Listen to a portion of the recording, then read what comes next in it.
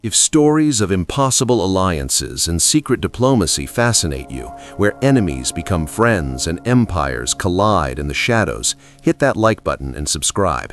It helps us bring you more untold history like this.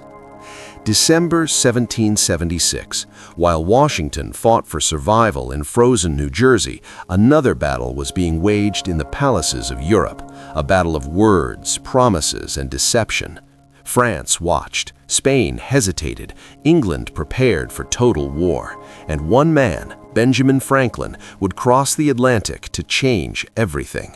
This is the story of how America won the Revolution, not just on the battlefield, but in the drawing rooms of Versailles, the harbors of Nantes, and the secret meetings that turned the world's greatest empires against each other. While Washington was toiling without reward, a rival in Europe aspired to supersede him, the Count de Broglie, disclaiming the ambition of becoming the sovereign of the United States, insinuated his willingness to be for a period of years its William of Orange, provided he could be assured of during his life a large grant of money before embarkation, an ample revenue, the highest military rank, the direction of foreign relations during his command, and a princely annuity for life after his return. The offer was to have been made through Kalb, the former emissary of Choiseul and the British colonies. The acknowledged poverty of the new republic blighted the great man's short-lived dream, but Kalb, though in his 56th year, affluent and happy in his wife and children, remained true to an engagement which, in company with Lafayette, he had taken with Dean to serve as a major general in the insurgent army. When the American commissioner told Lafayette plainly that the credit of his government was too low to furnish the volunteers with means of transport, then, said the young man, I will purchase one myself.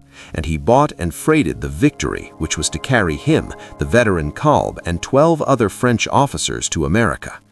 During the weeks of preparation, he made a visit to England. At the age of 19, he seemed to have the hardihood to be presented to the king against whom he was going to fight, but he obeyed the king's offer of leave to inspect the British Navy yards. On the 7th of December, Franklin reached Nantes after a stormy passage of 30 days in the reprisal, during which the ship had been chased by British cruisers and had taken 2 British brigantines. As no notice of his mission had preceded him, the story was spread in England that he was a fugitive for safety. I never will believe, said Edmund Burke, that he is going to conclude a long life which has brightened every hour it has continued with so foul and dishonorable a flight. All Europe informed that man of his years and great name would not have crossed the Atlantic but in the assured hope of happy results.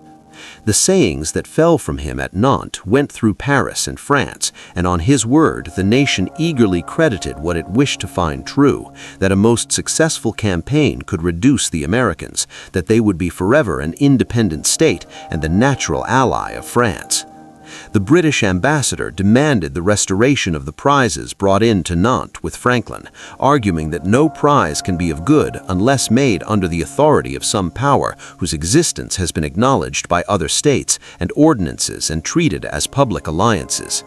You cannot expect us, replied Vergennes, to take on our shoulders the burden of your war. Every wise nation places its chief security in its own vigilance. Vermont complained that French officers were embarking for America. The French nation, replied Vergennes, has no turn for adventure. The ambassador reported how little his remonstrances were heeded. Not a stroke was dealt to strike his mission.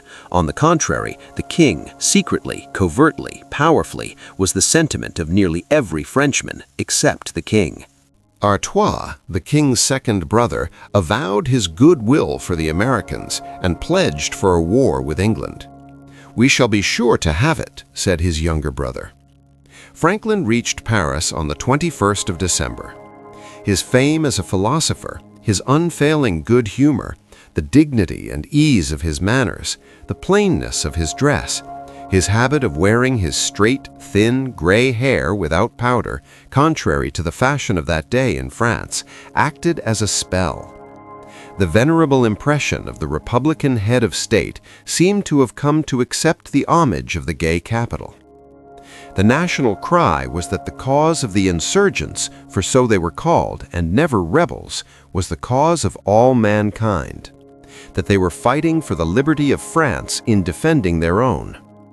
Some of the American constitutions, separating the state from the church and establishing freedom of worship, were translated and read with rapture. The friends of Choiseul clamored that France should use the happy moment to take a lasting revenge on her haughty enemy. Franklin scattered every discouragement by the hopefulness with which he spoke of the United States. Charles Fox, being in Paris, sought his intimacy. As the aged and the youthful statesmen conversed together on the subject of the war, Franklin called to mind his visit within the memory in the days of the Crusades to gain possession of the Holy Land, and averred that, like the Crusades, while Great Britain might carry ruin and destruction into America, its best blood and its treasure would be squandered and thrown away to no manner of revenge. In the morning of the 28th, the 3 American commissioners waited on the Prime Minister of Versailles. He assured them protection, received the plan of Congress for a treaty with France, and spoke freely in token of the attachment of the French nation to their cause. Prizes taken under the American flag might be brought into French ports, with such precautions as would invalidate every complaint from Great Britain. Of Franklin, he requested a paper on the condition of America. Their future intercourse, he desired, might be kept strictly secret, without the intervention of any third person. But, he added, France and Spain might, if the commissioners might communicate freely with the Spanish ambassador. The Count de Broglie, then 58 years old, was of the grandees of Aragon. By nature proud, imperious, restless, fond of fame, obstinate, of undisciplined temper and ungenial manners, a soldier in early life, he had been attracted to Prussia by the fame of Frederick. He admired Voltaire, D'Alembert, and Rousseau, and he knew how to win honor for the superiority to superstition. His haughty self-dependence and force of will fitted him for the service of Charles III. In driving the Jesuits from Spain, as an administrative reformer, he began too vehemently, thwarted by the stiff formalities of officials and the jealousies of the clerical party. He withdrew from court to fill the embassy at Paris. There, he soon became eager to resume active employment. Devoted to the French ministry, he longed to see France and Spain inflict a mortal blow on the power of England. But he was a daring schemer, bad calculator, and on much of the business of Spain with France relating to America he was consulted. On the 29th of December 1776, and again 6 days later, he held secret interviews with the American commissioners. He could only promise American privateers and their prizes the security in Spanish ports which they found in those of France. The Count de Broglie, then 58 years old, was of the grandees of Aragon. By nature proud, imperious, restless, fond of fame, obstinate, of undisciplined temper and ungenial manners, a soldier in early life, he had been attracted to Prussia by the fame of Frederick. He admired Voltaire, D'Alembert, and Rousseau, and he knew how to win honor for the superiority to superstition. His haughty self-dependence and force of will fitted him for the service of Charles III. In driving the Jesuits from Spain, as an administrative reformer, he began too vehemently, thwarted by the stiff formalities of officials and the jealousies of the clerical party. He withdrew from court to fill the embassy at Paris. There, he soon became eager to resume active employment. Devoted to the French ministry, he longed to see France and Spain inflict a mortal blow on the power of England. But he was a daring schemer, bad calculator, and on much of the business of Spain with France relating to America he was consulted. On the 29th of December 1776, and again 6 days later, he held secret interviews with the American commissioners.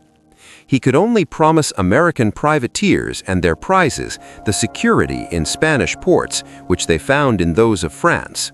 On the 5th of January, the commissioners presented to Versailles a written request for 8 ships of the line, ammunition, brass field pieces, and 20 or 30,000 muskets.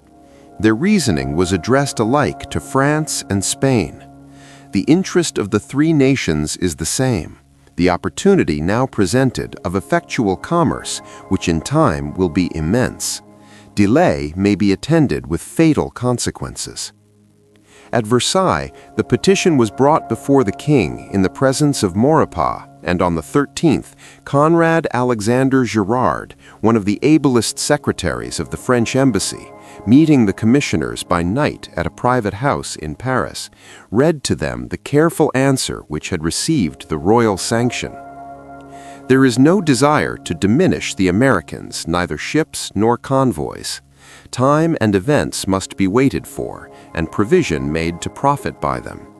The United Provinces, so the new republic was styled, may be assured that neither France nor Spain will make them any overture that can in the least interfere with their essential interests.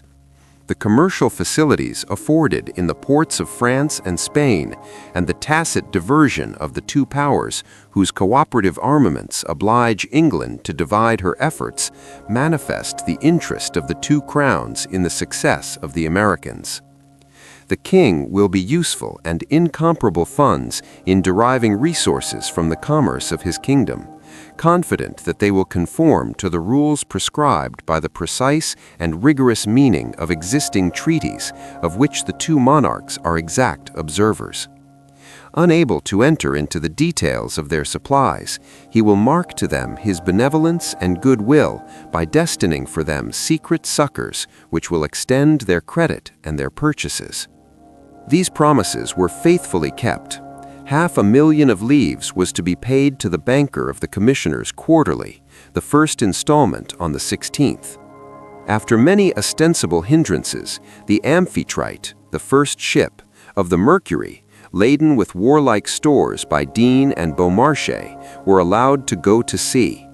Of these, the first was captured by the British.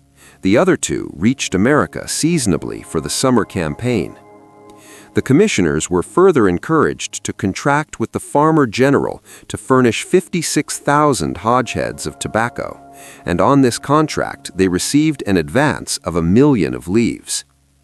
To France, the British ministry sent courteous remonstrations. Towards Holland, they were overbearing. The British admiral at the Leeward Islands was ordered to send proper cruisers off the harbor of St. Eustatius, with directions to their commanders to search all Dutch ships sailing into or out of it, and send such of them as should have arms, ammunition, clothing, or materials for clothing on board into some of His Majesty's ports for the detention and further orders. The king pursued with equal surprise and indignation the papers which proved that since the peace of 1763, the island had returned the salute of an American brigantine, and that the governor had had the insolence and folly to say, "I am in fair bet partially between Great Britain and her North American colonies." The British ambassador at The Hague, following his instructions, demanded of their High Mightinesses the disavowal of the salute and the recall of the governor. Till this satisfaction is given, they must not expect that His Majesty will suffer himself to be amused by simple assurances, or that he will hesitate for an instant to take such measures as he shall think due to the interests and dignity of his crown. This language of contempt and menace incensed all Holland, especially the city of Amsterdam, and a just resentment influenced the decision of the States and of the Prince of Orange. Van de Graaff, the governor, who was the first civil official to salute the American flag with its 13 stripes, was recalled. But the States returned the paper of York, and the Dutch minister in London complained directly of the insolence and rudeness of the memorandum, which appeared to their High Mightinesses too remote from that which they had always thought usual between sovereigns and independent powers. As the result, the States demanded a number of armed ships to be in readiness, and one step was taken towards involving the United Provinces in the war. The measures sanctioned by the King of France were a war in disguise against England, but he professed to be unequivocally for peace.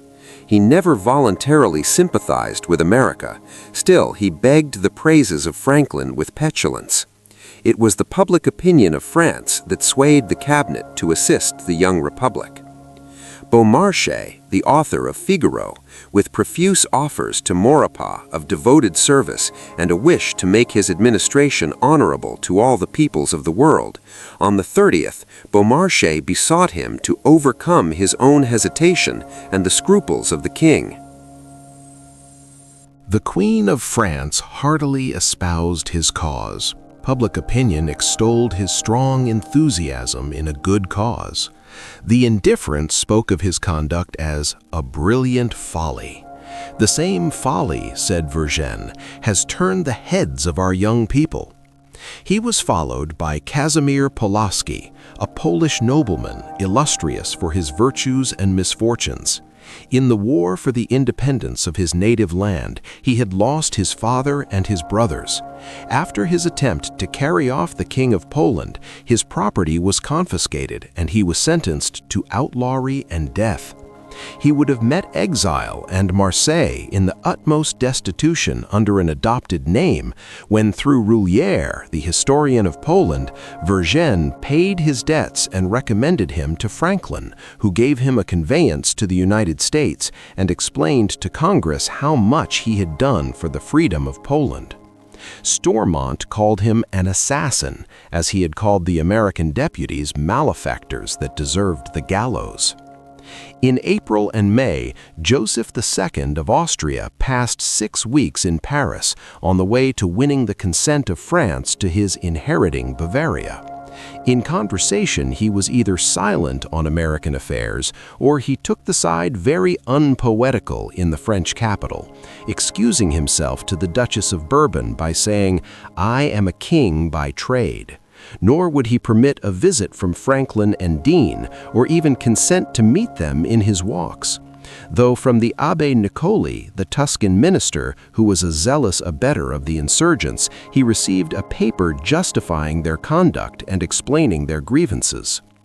Ships were continually leaving the ports of France for the United States, laden with all that they most needed, and American trading vessels were received and protected.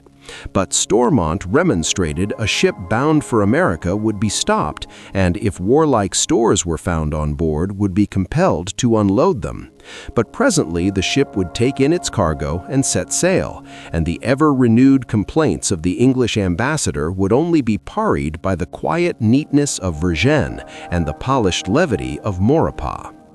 The Reprisal, after replenishing its stores in Nantes, still cruised off the French coast, and its 5 new prizes, one of which was the royal packet between Calais and Falmouth, were unmolested in the harbor of Lorient. Stormont hurried to Vergennes to demand that the captive ships with their crews and cargo should be delivered. "You said late," said Vergennes. "Orders have already been sent that the American ship Reprisal must be obliged immediately put to sea." The Reprisal continued its depredations till midsummer, when it was caught by the British. But before its capture, 2 other privateers were offered to the French harbors as their base. Stormont remonstrated incessantly, and sometimes with passion, but the English ministers were engaged in one campaign and meditated an immediate rupture. France preferred to act in concert with Spain, which by its advanced position on the Atlantic seemed destined to be the great ocean power of Europe, and which, more than any other kingdom, dreaded colonial independence. One of its own poets, using the language of imperial Rome, had foretold the discovery of the Western world. To all ships that touched the harbors of the New Indies, first broke into the Pacific, first went round the earth, Spanish cavaliers excelled all others as explorers in unknown seas, and to their own cost conquered for their sovereigns almost a hemisphere. After a long period of decline, this proud and earnest nation, formed out of the most cultivated races and nations, Aryan and Semitic, Iberians, Celts, Phoenicians, Romans, Vandals crossed with Slavonian blood, Germans and Senecans, counted among its great men Seneca and Trajan, Averroes and the Cid, Cervantes and Velasquez, devout even to bigotry in its land of churches, the most imaginative creative and poetic among the nations, was seen to be entering on a career of improvement. Rousseau contemptuously promised with extravagant hope. D'Alembert predicted its recovery of a high position among the powers of the world. If Frederick in Prussia brought its sovereign its delights of its climate and the opportunity offered to its ruler to renew its greatness. The grandson of Louis XIV of France, Charles III, who in 1777 held the scepter in Spain, was the best of the Spanish Bourbons. The clemency of his immediate successors led Spanish historians to dwell on his memory with affection. He was of a manly disposition and meant for the land he ruled. He asserted the principle of the absolute and inviolable right of a king against the Pope, and in its defense, he had exiled all the Jesuits and demolished of Aragon the Pope the abolition of their order. Yet, under the influence of his confessor, a monk of the worst type, he could not abandon vitality to the Inquisition, suffered it to publish the papal bull which granted its unlimited jurisdiction, and declared that the scriptures have delivered up, in effect, to his tribunal his own son. He stood in need of a powerful ally. Between the peoples of France and Spain there was no affinity. In August 1761, a family compact was established between their kings. In forming this alliance, the mother of the Spanish branch sent her ablest adventurer, and Grimaldi from Italy. It seemed the dawn of better days for Spain when, in February 1777, the universal popular hatred, quickened by the shameful failure of the expedition against Algiers, drove Grimaldi from the ministry and from the country. On the 18th, he was succeeded by Don José Monino, Count de Floridablanca. For the first time since the days of Ferdinand and Isabella, a Spaniard naturally began to be formed. The new minister, son of a provincial notary, had been carefully educated. Following law as a profession, he became one of the ablest advocates of his day and attained administrative distinction. In March 1772, he went as ambassador to Rome, where by his influence Cardinal Ganganelli was elected pope and the order of the Jesuits was abolished. He too controlled the choice of Ganganelli's successor. Now 46 years old, esteemed for strong good sense and extensive information, for prudence, personal probity, and honest intentions, he was bent upon enlarging the commerce of Spain and making the kingdom respected. A devoted Catholic, he was equally a good defender of regality. He restrained the exorbitant claims of the Church and was not afraid to pluppy the Inquisition. Given to reflection and naturally slow of decision, he was cold and excessively reserved. He wasted no words, but those words were to the purpose. Feebleness of health unfitted him for indefatigable labor, but perhaps one of the causes why he could not bear contradiction, nor even hear a discussion without fretting himself into a passion. To his intercourse with foreign powers he brought frankness and cunning. He professed the greatest regard for the interests and welfare of the French state, but if France was his idol, the beast was a Spaniard. In his manners he was awkward and ill at ease. He spoke French with difficulty. With the vanity of a man of considerable powers, who from a humble station had reached the highest under the king, he clung to office with tenacity. And from his character and unflinching subservience, the supremacy continued to the end of the reign of Charles III. His ablest colleague was Galvez, the minister for the Indies, that is, for the colonies. Like Floridablanca, he had been taken from the bar as a laborious bachelor in Mexico. Mexico had made him familiar with the business of his department, to which he brought honesty and laborious habits, a lingering prejudice in favor of commercial monopoly, and the purpose to make the Spanish colonies self-supporting, both for production and defense.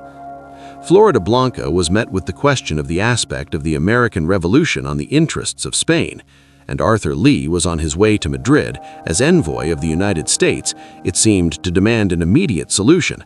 The king would not sanction a rebellion of subjects against their sovereign, nor, with his vast dominions in America, could he concede the right of colonies to claim independence. Add to this that an American alliance involved a war with England, and that Spain was unprepared for war. Equal to Great Britain in the number of its inhabitants, greatly surpassing that island in the extent of her home territory and of her colonies, she had not her for herself in her inferiority in wealth and power. Her colonies brought her no opulence. The annual exports to Spanish America had thus far fallen below $4 million a year, and the imports were less than the exports. Campomanes was urging through the press the doctrine that restriction of trade. But for the meantime, the delusion of mercantile monopoly held the ministers fast bound. As a necessary consequence, the king, for want of seamen, could have no efficient navy. The War Department was in the hands of an indolent chief, so that its business devolved on O'Reilly, whose character it is known to be free his career in Louisiana, and whose arrogance and harshness were revolting to the Spanish nation. The standing army of the state fell short of $21 million, and there was a notorious want of probity in the management of the finances. Yet its existing strife with Portugal was very serious, and it had for its purpose the possession of both banks of the river La Plata, with the right to close that estuary against all the world but Spain. In such a state of its navy, army, treasury, and foreign relations, how could it make war on England? Arthur Lee was made to feel at Burgos that for Grimaldi, who know nothing but English, Grimaldi, who describes him as an obstinate man, amused him with oblique remarks and professions. The relation between France and Spain was intimate. The Americans would find at New Orleans 3,000 barrels of powder and other stores of clothing, but they might take on credit. Spain would perhaps send them a well-freighted ship from Bilbao. But the substance of the interview was that Lee must return straight to Paris. All attempts which, like yours, to engage the rebellion colonies in America are equally fruitless. So spoke Floridablanca again and again to the British minister at Madrid. His Catholic Majesty is resolved not to abet them in any manner in the disputes with the colonies. It is and has been my constant opinion that the independence of America would be the worst example to other colonies and would make the Americans in every respect the worst neighbors that the Spanish colonies could have. The report of the French ambassador at Aranjuez is explicit. It is the dominant wish of the Catholic king to avoid war. He knows above all things to end his days in peace.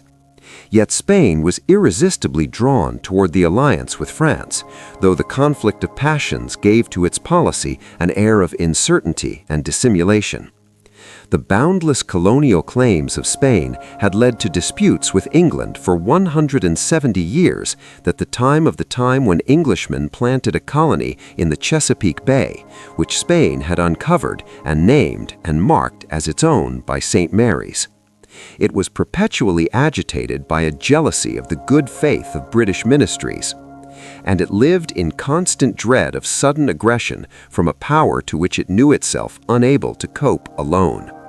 This instinctive fear and this mortified pride gave way to the resolution to be the ally of France and excused the wish to see the pillars of England's greatness thrown down. Besides, the occupation of Gibraltar by England made every Spaniard her enemy. To this were added the obligations of the family compact between the two crowns, of which Charles III, while caring for a continuance of peace, respected the conditions and cherished the spirit. Hence the Spanish court had given money to the insurgents, but only on the condition that France should be its almoner and shroud its gifts in impenetrable secrecy. It reproved the British zeal with which Aranda compelled war. It suffered American ships and even privateers with their prizes to enter Spanish harbors, but assured England that everything that could justify the complaints would be done in contravention of orders. Fertile in subterfuges, Floridablanca evaded an agreement with France for an eventual war with Great Britain. His first escape from the importunity of Vergennes was by a counter-proposition for the two powers to ship large sums to America and join to make peace with England. Vergennes rejected, because sending an army to the murderous climate of San Domingo would involve all the mortality and cost of a war, with none of its benefits.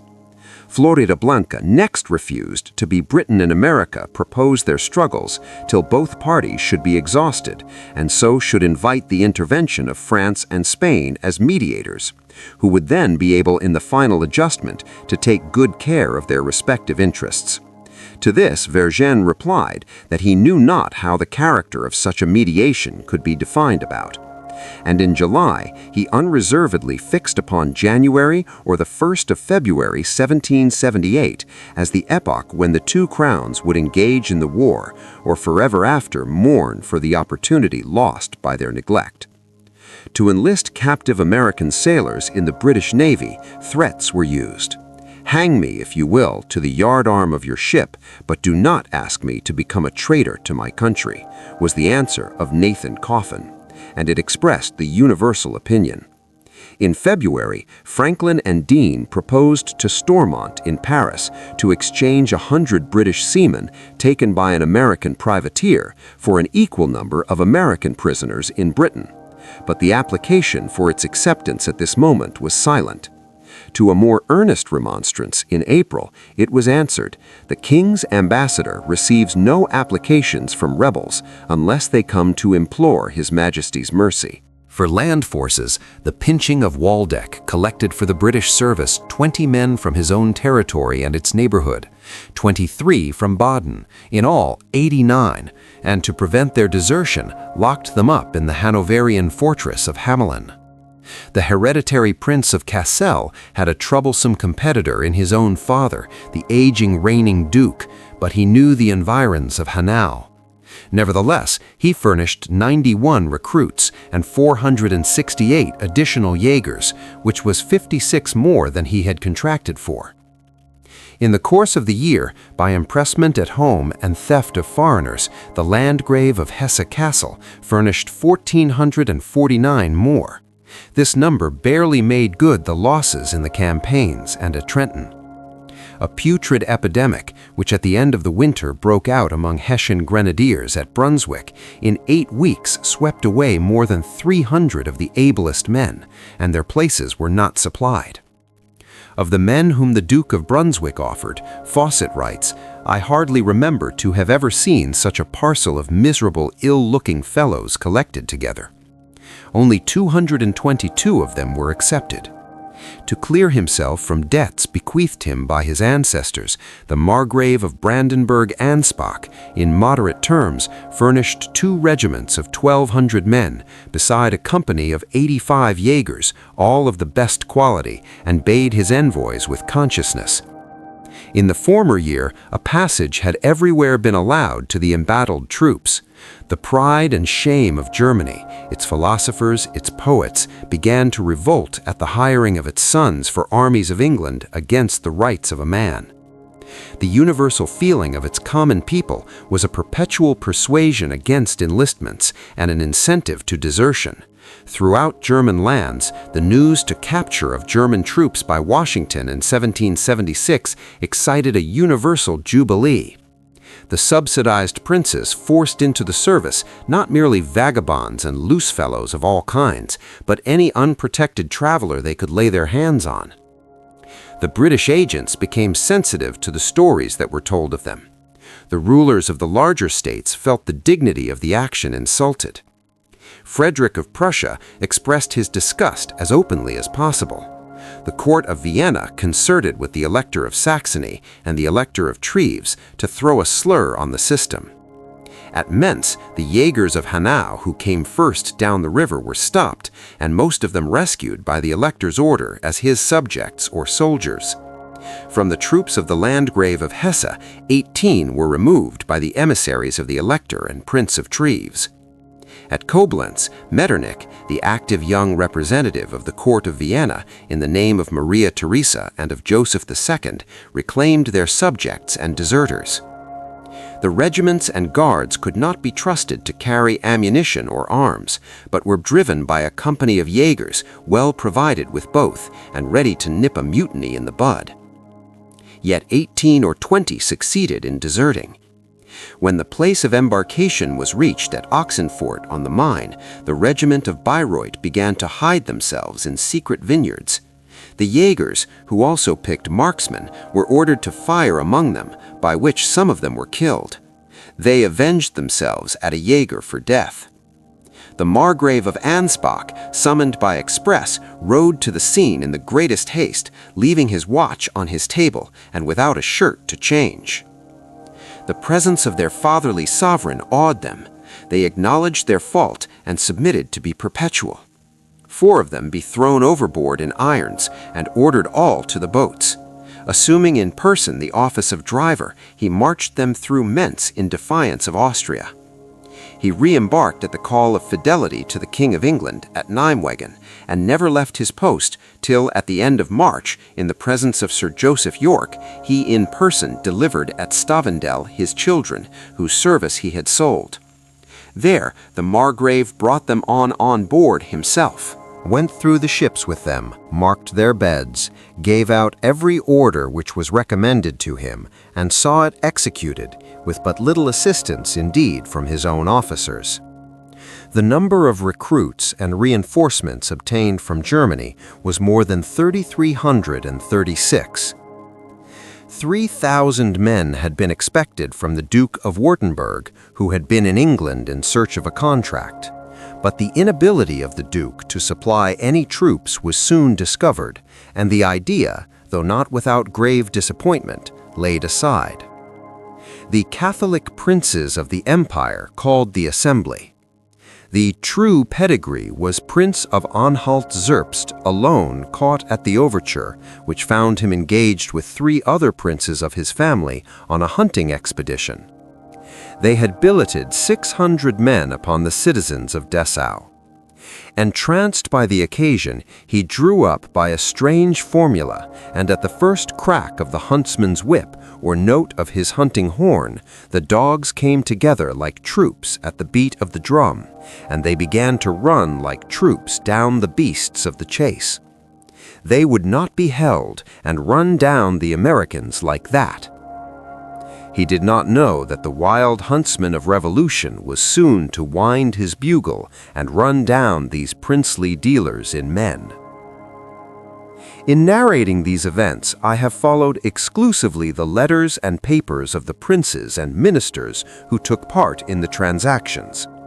They prove the law, which all induction confirms, that finite transmission controlled power, visiting the sins of the fathers upon the children, inevitably develops corruptness and depravity. The deposition of man over man brings on the curse of whatever family receives it. The new German levies, except the Brunswick and Hanau recruits and 4 companies of Hanau Jägers which went to Quebec, were used to reinforce the army under Howe. From Great Britain and Ireland, the number of men who sailed for New York before the end of July was 3,652. For Canada was 726. In America, recruiting stations for the British Army were established. In a few months, Delancey of New York enlisted about 600, and Gorham and Whites of New Jersey more than 500 men. In the course of the winter, commissions were issued for embodying 6,500 men in 13 battalions, and before the end of May, more than half that number was obtained. But only a small proportion of them were natives of America. The service of 2,000 French Canadians was called for and expected. The deficiency was to be supplied by the employment of the largest possible number of savages, for which Germain issued his instructions with almost ludicrous minuteness of detail. And the king, in consideration of the information that could be furnished, gave particular directions for every part of the disposition of the forces in Quebec. It was their hope to employ bands of red warriors along all the frontiers. The king's peremptory orders were sent to the northwest to extend connections, and among those whose inclinations for hostilities was no more to be restrained were enumerated the Ottawas, the Chippeways, the Wyandots, the Shawnees, the Senecas, the Delawares, and the Potawatomis. Joseph Brant, the Mohawk, roused his countrymen to clamor for war under British leaders in their own, who would be the scourge in their excesses and take them wherever they wished to go. Humane British and German officers in Canada foresaw that their cruelty would be unrestrained, and from such allies augured no good to the service.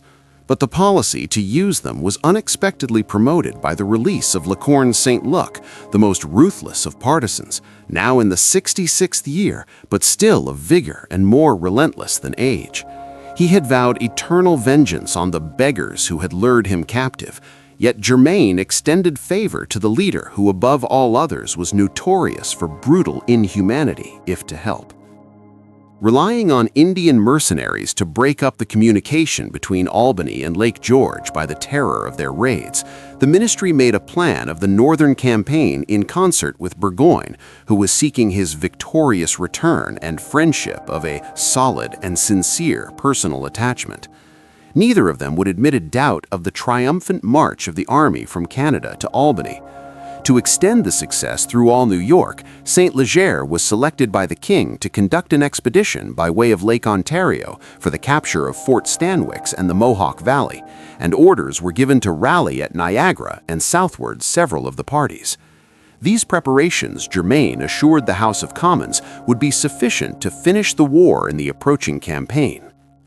Parliament on February authorized the grant of letters to private ships to make prizes of American vessels and, by an act which described American privateersmen as pirates, suspended the writ of habeas corpus with regard to prisoners taken on the high seas.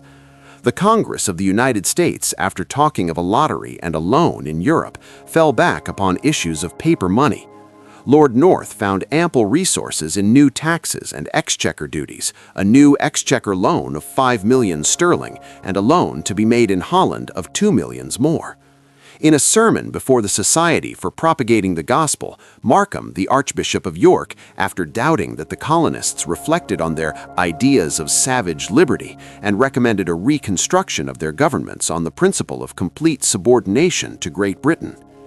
"These," cried Chatham, "are doctrines of Atterbury and Sacheverell. They were the doctrines of James II, and yet they were adopted by thinking as the fit rule for governing British colonies in America." Some voices in England called out for the Americans. "The war with them," so wrote Edmund Burke to the sheriffs of Bristol, "is fruitless, hopeless, and unnatural." It said of Abingdon, added, on the part of Great Britain, cruel and unjust.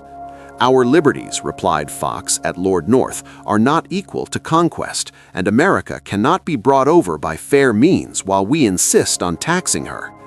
Burke harbored a wish to cross the Channel and see an interdict of war with Franklin of peace and reunion, and received for answer that England could make no conditions but by recognizing their independence.